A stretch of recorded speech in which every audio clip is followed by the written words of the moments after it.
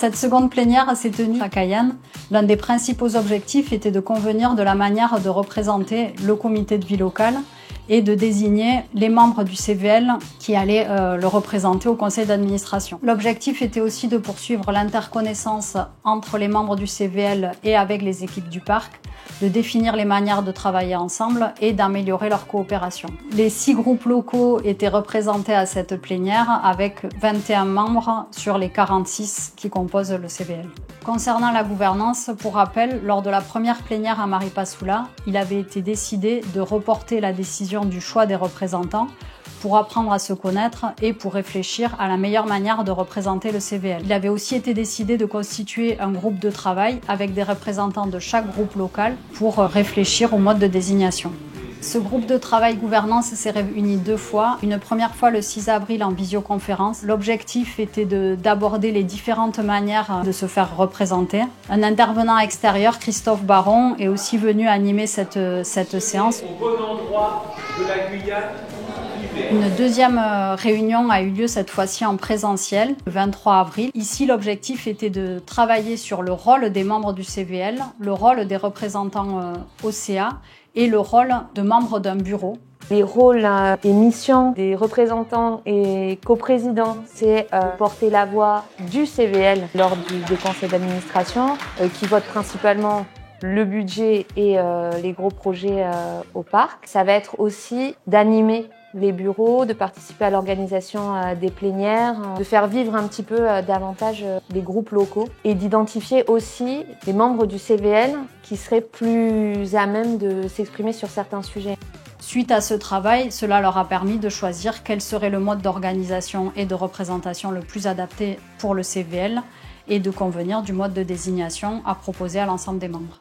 On a fait émerger une proposition à présenter aux membres du CVL jeudi pour désigner 6 représentants élus dans chacun des groupes locaux. Donc l'idée c'est d'avoir une coprésidence tournante au sein du conseil d'administration. L'attente du parc, c'est avant tout d'avoir un regard d'habitant sur ses actions.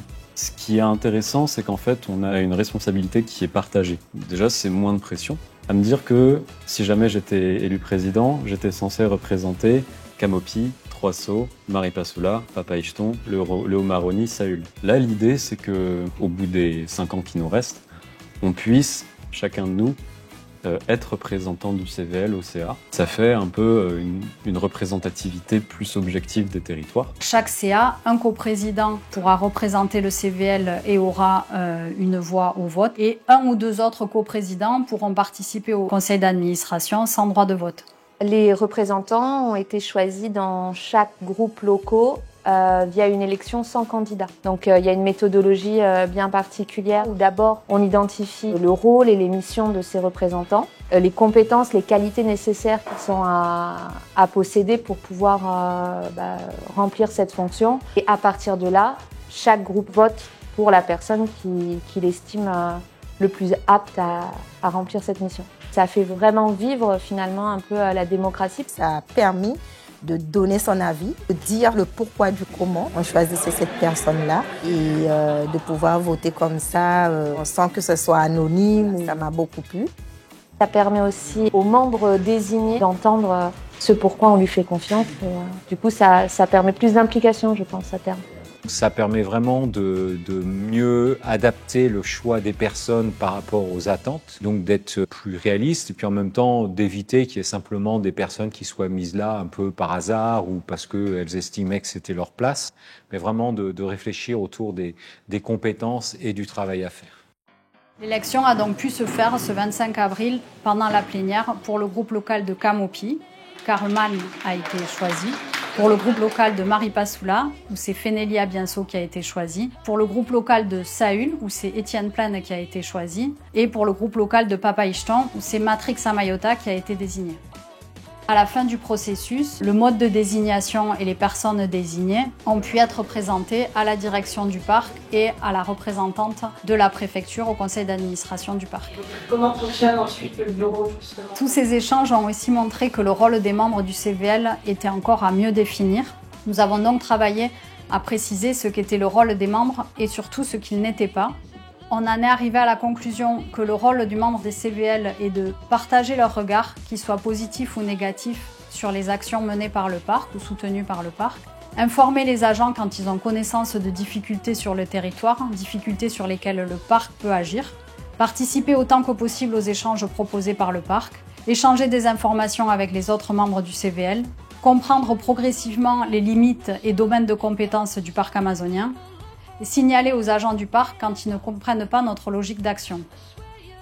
On a aussi précisé qu'il n'était pas attendu des membres du CVL qu'ils organisent la consultation des habitants quand le parc demande des avis, qu'ils se chargent de consulter tous les habitants quand le parc leur demande un avis.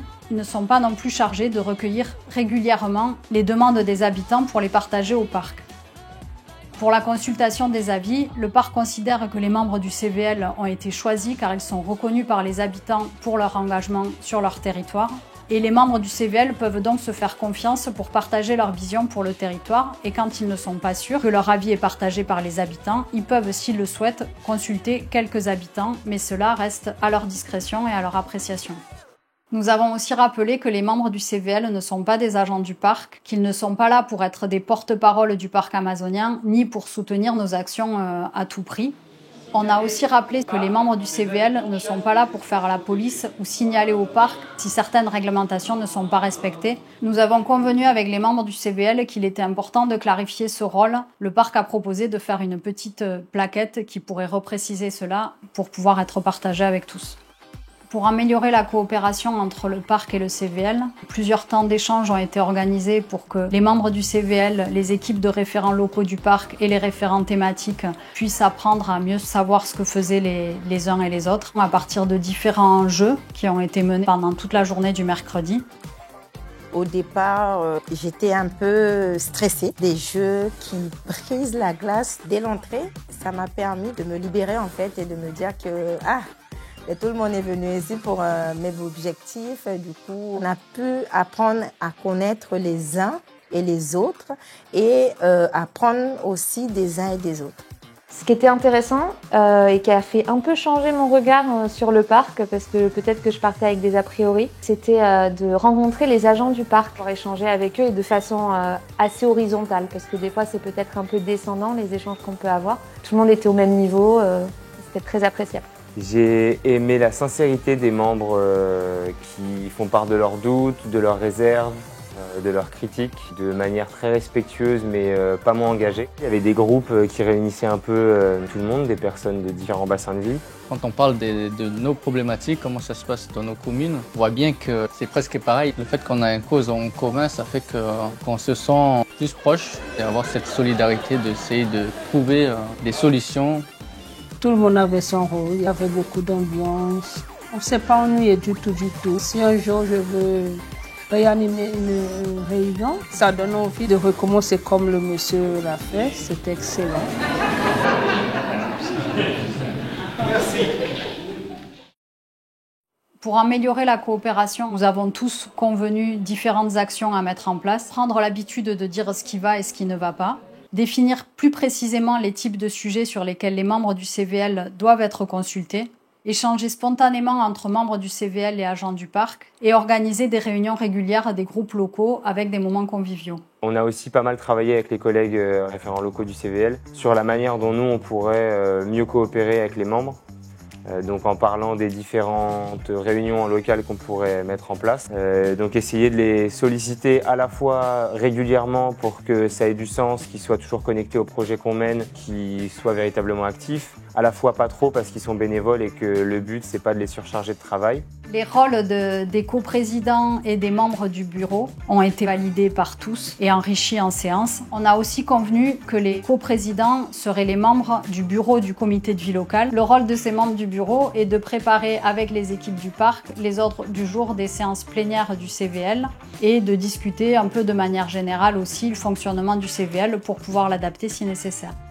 Au niveau des ateliers, l'idée c'était d'avoir des groupes de discussion, d'échanges, différents sujets qui ont été abordés, qui sont plus clairs pour tout le monde maintenant, je pense. En dehors des questions de fonctionnement, l'objectif des plénières du CVL et surtout d'échanger sur des sujets concrets, soit des sujets qui sont amenés par les équipes du parc amazonien, soit des sujets portés par des partenaires extérieurs qui interviennent sur le territoire. L'idée est d'avoir un échange direct entre ces partenaires extérieurs et que les membres du CVL, de leur côté, puissent faire remonter les réalités des territoires. Pour cette séance, 3 partenaires extérieurs sont intervenus. Guillaume Audonne du Conseil scientifique, Laurent Serin de la gendarmerie sur les sujets lutte contre l'orpaillage illégal et une personne de la Fredon et du CIRAD sur les sujets maladie du manioc. On a aussi traité un sujet qui questionne le parc sur le développement du tourisme dans certains sites sensibles. Si vous ne savez pas vous positionner entre les deux, vous venez vers le milieu. Je peux faire venir des artisans, des guides. Voilà.